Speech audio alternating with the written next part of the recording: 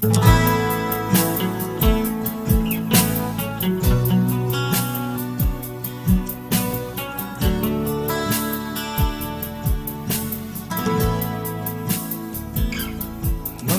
pa am tin tlan duni tu den ngai lobi nang men kan len tri ma se tu na hero kan talam se si ton le ni mang mo nang ne kan in treni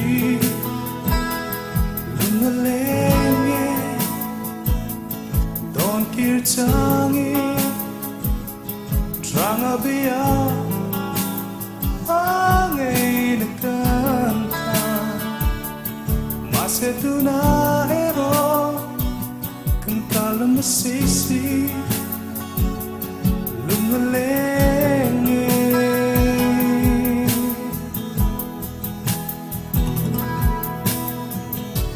Olokilero Lunga grinche lamang le tin lo kir le mai ro kum tuang ta sutin run mung na leng dunin fanao mal tuan choi dunin lim ten lenga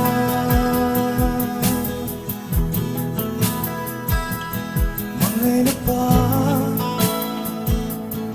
am tin tlan duni tu den ngai lobi nang men kan len tri ma se tu na hero kan kalam sisi ton le ni mang mo nang ne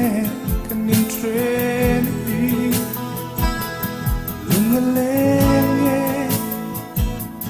don kirtangi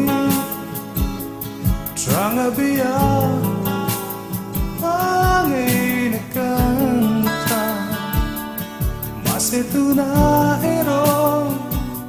Kan kalam masisi Lungalengi